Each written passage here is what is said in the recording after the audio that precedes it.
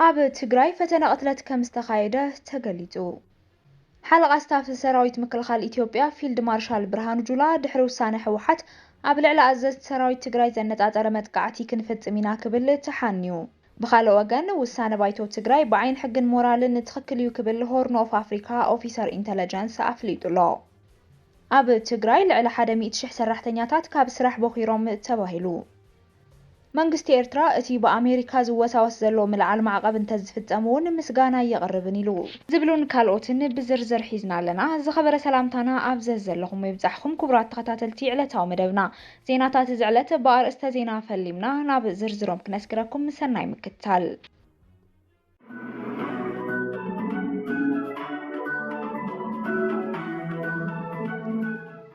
ኣብ ትግራይ ፈተና ቅትለት ተኻይዱ። ኣብ ልዕሊ ከንቲባ ከተማ ዓድዋ ፈተና ቅትለት ከም ዝተኻየደ ተገሊጹ። እቲ ፈተና ቅትለት ናብ ትማሊ 29 ሚያዝያ 2018 ዓ.ም ዘውግሕ ሰዓት 10 ናይ ለይቲ ከም ዝተፈጸመ እዩ ተሓቢሩ። እቲ ፈተና ቅትለት ኣብ ልዕሊ ከንቲባ ከተማ ዓድዋ ተስፋይ ገብረወልድ ዝተፈጸመ ኮይኑ ኤፍ1 ቦምብ ኣብ መንበሪ ገዝኦም ብምውርዋር ዝተፈተነ ከም ዝኾነ ዝወጹ ዘለዉ ሓበሬታታት የመልክቱ። ይኹን እምበር ኣብ ልዕሊ ቶም ከንቲባ ኮነ ካልእ ሰብ ዘብጽሖ ጉድኣት የለን ተባሂሉ። እቶም ነቲ ቅትለት ዝፈተኑ ኣካላት ነቲ ቀለበት ፈቲሖም ስለ ዘይወርወርዎ ቢትሮ መንበሪ ገዛ ካብ ምስባር ወጻኢ እቲ ተፈንጃሪ ከም ዘይተፈንጀረን ኣብ ልዕሊ ሰብ ጉድኣት ከም ዘየብጽሐን ተገሊጹ። ፖሊስ ጸጥታ ዞባ ማእኸል ነቶም ፈተና ቅትለት ዝፈጸሙ ኣካላት ኣብ ትሕቲ ቁጽጽር ንምውዓል ምንቅስቓስ ይገብር ከም ዘሎ እውን ተሓቢሩ።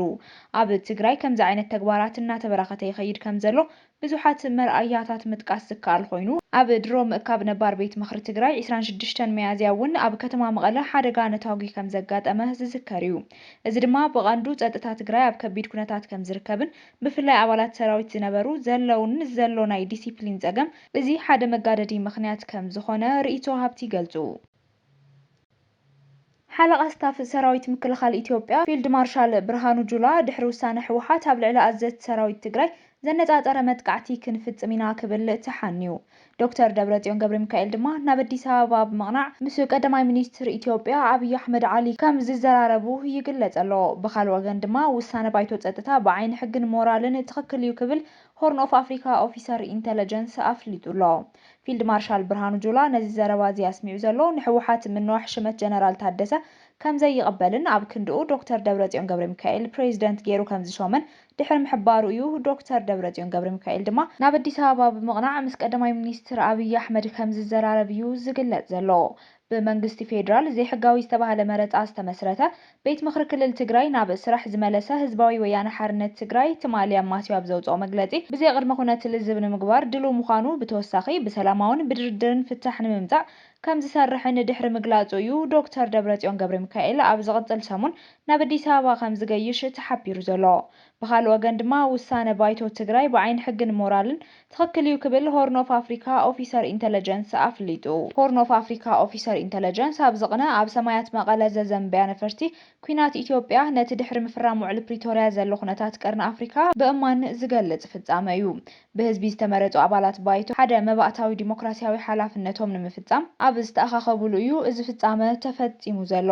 ውዕሊ ምቁራጽ ተጻብኦ ፕሪቶርያ ናብ ሙሉእ ሰላም ክሰጋገር ተባሂሉ እዩ ተፈሪሙ ዘሎ። እንተኾነ ግና መንግስቲ ኢትዮጵያ ንጉባኤ ባይቶ ትግራይ ከም መግለጺ ምጥሓስ ስምምዕ ፕሪቶርያ ክጥቀመሉ እዩ ዝደሊ። እንተኾነ ግን እቲ ውዕሊ ፕሪቶርያ ናብ ሰላም ከሰጋግር እዩ ዝብል ሕቶ ኣብቶም ዝሓለፉ 3 ዓመታትን ፈረቓን ኣይሰመረን ፈሺሉ እዩ። ባዕሉ መንግስቲ ኢትዮጵያ ብዝፈጠሩ ዕንቅፋታት እዩ ይብል። ትግራይ ዝወሰደቶ ስጉምቲ ብመንጽር ሕጊ ተቐባልነት ዘለዎ ብዓይኒ ሞራላዊ እውን ኣድላይ እዩ ይብል። ትግራይ ኣብ ዘይምርጋእን ቅልውላውን ዝመልኦ ኣፈጻጽማ ውዕሊ ፕሪቶርያ ኣይቅጽልን እያ ትብል ዘላ ዝብል ሙጉት ዘቕረቡ ኮይኖም እዚ ድማ ምጽሕታር ኩናት ዘይኮነስ ቅንዕና ዝጎደሎ ኣፈጻጽማ ውዕሊ ምቁራጽ ተጻብኦ ፕሪቶርያ ክትጻወር ከም ዘይትኽእል እያ ትገልጽ ዘላ ይብል። ይኹን እምበር እዚ ምዕባለታት ኣብ ዘለሉ ወቕቲ ሓለቓ ስታፍ ሰራዊት ምክልኻል ኢትዮጵያ ፊልድ ማርሻል ብርሃኑ ጁላ ድማ ድሕሪ ውሳነ ሕወሓት ኣብ ልዕሊ ኣዘዝቲ ሰራዊት ትግራይ ዘነጻጸረ መጥቃዕቲ ክንፍጽም ኢና ክብል ተሓንዩሎ። ፊልድ ማርሻል ብርሃኑ ጁላ ኣዘዝቲ ሰራዊት ኣኪቡ ኣብ ዘስምዖ ዘረባ ሎሚ 2013 ዓመተ ምህረት ኣይኮነን ሎሚ 2018 እዩ ኣዘዝቲ ሰራዊት ትግራይ ዝፈከሩን ተፈከሩ ዘድሕኖም ኣካል የለን ህዝቢ እውን ከምቲ ዝሓለፈ 2013 ዓመተ ምህረት ኣይደግፈውምን ዘሎ ብምባል ተዛሪቡ እዚ ከምዚ ኢሉ ከሎ ድማ ናይዚ መቐፀልታ ኣዛዚ ሰራዊት ኢትዮጵያ ጀነራል ኣበባው ታደሰ ናብ ምዕራብ ትግራይ ተጓዒዙ ድልውነት ሰራዊቱ ኣረጋጊጹ ሰሜናዊ ምዕራብ እዚ ሓይልታት ምክልኻል ኢትዮጵያ ካብ ዝኾነ ይኹን መጥቃዕቲ ክከላኸል ኣብ ዝኽእል ደረጃ ከም ዘሎ ምክትል ኢታማጆር ሹም ሓይልታት ምክልኻል ኢትዮጵያ ጀነራል ኣበባው ታደሰ ተዛሪቡ ኣብዝሓ ዞባታት ምዕራብ ትግራይን ሰሜን ምዕራብ ትግራይን ኣካሊሉ ክሳብ ምዕራባዊ ሸነኽ ኢትዮጵያ ክልል ኣምሓራ ኣሽኪሩ ዝርከብ እዚ ሰሜናዊ ምዕራብ ዝተጓዓዘ እቲ ጀነራል ታሪኻዊ ፀላእትና ናይ ደገ ሓይልታትን ናይ ውሽጢ ዝተዓሰቡ ሓይልታትን ዝበሎም ክመጽእ ዝኽእል መጥቃዕቲ ንምምካት ኣብ ተጠንቀቕ ከም ዝርከብ ገሊጹ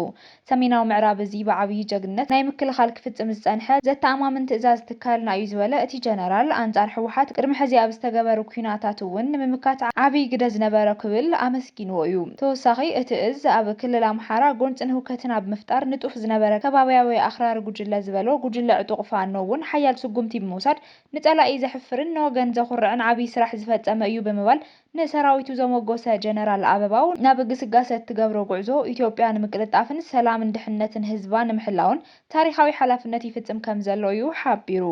ኣብ ጄኖሳይዳዊ ኩናት ትግራይ ዝለዓለ እጃም ዝነበሮን ዕላማ እቲ ወራሪ ሓይሊ ትግራይ ምድምሳስን መሰረተ ልምዓት ምዕናውን እዩ እዚ ድማ ተሳኺዑ እዩ ብምባል ዝፍለጥ ጀነራል ኣበባው ታደሰ ንዝመጽእ ልእኽቶ ተዳለዉ ዝብል መልእኽቲ ነቲ ሰራዊት ዘመሓላለፈ ኮይኑ ነየናይ ልእኽቶ ንዝብል ግና ኣይነፀረን ገለ ወሃብቲ ርእይቶ ግና እቲ መልእኽቲ ምስቲ ሕዚ ሕወሓት ወሲንዎ ዘሎ ምምላስ ቤት ምኽሪ ተተሓሒዙ ኣብ ልዕሊ ትግራይ ወራር ክኸፍት ከም ዝኽእል ዘመላኽት እዩ እናበሉ ይርከቡ ዋና ኣዛዚ እዚ ሰሜን ምዕራብ ሌተናንት ጀነራል ብርሃኑ በቀለ ብወገኑ እዚ እቲ በቲ ትካል ዝተዋሃቦ ተደራረብቲ ግቡኣት ተቐቢሉ ብቆራጽነትን ትብዓትን ክፍጸም እዩ ኢሉ ናይ ሓደ ስርዓት መገልገሊ ኮይኑ እናዞረ ምስ ጉጅለታት ምውጋእን ንህዝቢ ምጭፍጫፍን ልእኽትኡ ገይሩ ዝቐጽል ዘሎ ሰራዊት ኢትዮጵያ ኣብዚ ሕዚ እዋን ኣብ ክልል ኣምሓራ ምስ ፋኖ ዘካይዶ ዘሎ ውግእ ዓብዪ ኪሳራ ይበጽሖ ከም ዘሎ እዩ ዝግለጽ ቢሮ ኢንዱስትሪ ትግራይ ብሰንኪ ጥንታዊ ኩናት ትግራይን ውዕሊ ሰላም ፕሪቶሪያ ዘይምትግባሩ ስዒቡ ልዕሊ 95 ሚእታዊ ኢንዱስትሪ ትግራይ ዓኔንን ካብ ስራሕ ወጻኢ ኮይነንን ከም ዝርከባ ገሊጹ እቲ ቢሮ ንመራኸቢ ማዕኸናት ትግራይ ኣብ ዝሃቦ ጋዜጣዊ መግለጺ ቅድሚ ጥንታዊ ኩናት ትግራይ ልዕሊ 6461 ማኑፋክቸሪንግ ኢንዱስትሪ ኣብ ትግራይ ነይረን ዝበለ እቲ ቢሮ ብሰንኪ ለበዳ ኮሮና ቫይረስ ዘስዓቦ ጸገም ብኣብርኡ ድማ ኣብ ትግራይ ብዘጋጠመ ጥንታዊ ኩናት ውዕሊ ሰላም ፕሪቶሪያ ብግብሪ ናብ ተግባር ብዘይምሽራፍን ካፍተን ዝነበራ እተን 95 ሚእታዊ ትካላት ማኑፋክቸሪንግ ኢንዱስትሪ ትግራይ ከዓንያን ካብ ስራሕ ወጻኢ ክኾና ከም ዝኽእላ ምክትል ሓላፊ ቢሮ ኢንዱስትሪ ትግራይ ኣይተ መሓሪ ገብረ ሚካኤል ገሊጾም ብሓፈሻ ኣፍተን ትካላት ዕድል ስራሕ ተፈጢሩሉ ዝነበረ 100,000 ሰራሕተኛ ድማ ስኡን ስራሕ ክኸውን ከም ዝተገደደ ገሊጾም ብመሰረት ስምምዕ ውዕሊ ፕሪቶሪያ ስራሕቲ ዳግመ ሕወይትን ህንፀት ትግራይን ብዘይምጅማሩ ሰብ ሃፍትተን ትካላት ልምዓት ቅድሚ ኩናት ዝወስድዎ ልቓሕ ትካላት ፋይናንስ ብሰንኪ ዘጋጠመ ኩናት ኣብ ስራሕ ከም ዘየለው እናተፈልጠ እውን ዝወሰድዎ ልቓሕ ምስ ወለድ ሓዊሶም ክምልሱ ይግደዱ ብምህላዎም ተወሳኺ ልቓሕ ዝረኽብሉ ዕድል ብዘይምህላው ትካላቶም ክዓጽዩን ሰራሕተኛታቶም ከሰናብቱን ይግደዱ ምህላዎም እቲ ቢሮ ሓቢሩሎ ቢሮ ኢንዱስትሪ ትግራይ ብውሽጣዊ ዓቕሙን ዘሎ ሃፍተት ተሓባቢሩ ድሕሪ ውዕሊ ፕሪቶሪያ ሓደሽቲ ኢንተርፕራይዛት ክጣየሻ መስርሕን መሸጥን ቦታ ክወሃበን እናሰርሐ ዋላ እናሃለወ ፍሉይ ድጋፋት ካብ ክልል ይኹን ፌደራል መንግስቲ ገበርቲ ሰናይ ክረክብ ብዘይምኽኣሉ ስራሕቱ ብኣግባቡ ምፍጻም ኣብ ዘይኽእለሉ ብርኪ ከም ዝርከብ ገሊጹ ኣብዚ እዋን ተወንዚፉ ዝጸንሐ ቤት ምኽሪ ትግራይ ናብ ንቡር ስርሑ ክምለስ ምውሳኑ ብብርኪ ክልል ክፍትሑ ዝኽእሉ ጸገማት ንምፍታሕ ዓቕሚ ከም ዝፈጥር ወሲኾም ገሊጾም